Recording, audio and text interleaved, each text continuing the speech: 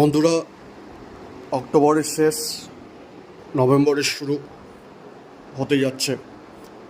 তার সঙ্গে শীতেরও ধীরে ধীরে আমাদের দেশে তথা পশ্চিমবঙ্গে আগমন ঘটতে যাচ্ছে। এই পরিস্থিতিতে সবচেয়ে বড় যে বাধা মাছ চাষে, সেটি হচ্ছে বিভিন্ন রোগের প্রাদুর্ভাব মাছের। তার মধ্যে উল্লেখযোগ্য হচ্ছে মহামারী ক্ষতরোগ বা এপিজোটিক আলসারেটিভ সিনড্রোম। এই রোগটি প্রায় সকল প্রকার মাছেই দেখা যায় শীতকালে। তো মাছের গায়ে কোনো দাগ ছোপ থাকার কথা নয়, কিন্তু এই রোগের প্রাদুর্ভাব হলে মাছের গায়ে ক্রমশ লাল ছোপ দেখা দেয় ও ক্রমশ তা গভীরে প্রবেশ করে, মাংসপেশি ক্ষয় করতে থাকে। শরীরের নানা জায়গায় এই ক্ষত হয় এবং মাছের দেহ জীবিত অবস্থাতে পচে যেতে থাকে। আংশিক বা সমগ্র দেহ আক্রান্ত হলে বা পচে ক্ষয়প্রাপ্ত হলে মাছ যন্ত্রণায় মারা পড়ে। সাধারণত চাষযোগ্য নয় এমন ছোট মাছেরই এ রোগ প্রথমে দেখা দেয়, পরে সব ধরনের কার্প মাছেও রোগাক্রমণ ছড়িয়ে পড়ে। প্রতিকার ব্যবস্থা কি? প্রতিকার ব্যবস্থা হচ্ছে পুকুরে নিয়মিত চুন প্রয়োগ করে জলের পিএইচ 7.5 বজায় থাকলে ভালো।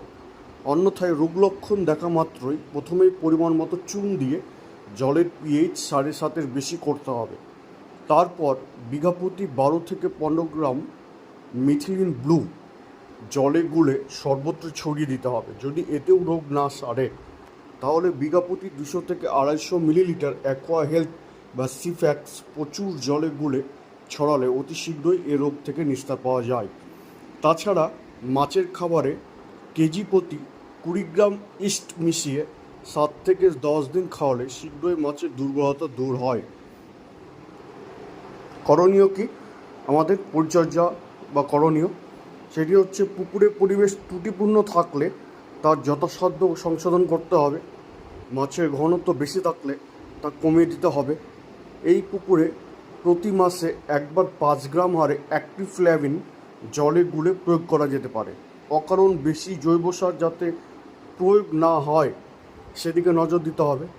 শীতের শুরুতেই পুকুরে পর্যাপ্ত চুন প্রয়োগ করা এবং মাঝে মাঝে খাবারে ইস্ট মেশানো হলে এই রোগের সংক্রমণ প্রতিরোধ করা যায়। পুকুরে কিছু ল্যাঠা বা জাবা পুঁটি থাকলে এই রোগ হলে, যেহেতু এদেরই আগে হয়, তাই চাষি তা দেখে সতর্ক হতে পারবেন। তো এই ছিল আমাদের এপিজোটিক আলসারেটিভ সিনড্রোম, তার প্রতিকার এবং করণীয় সম্পর্কে আলোচনা।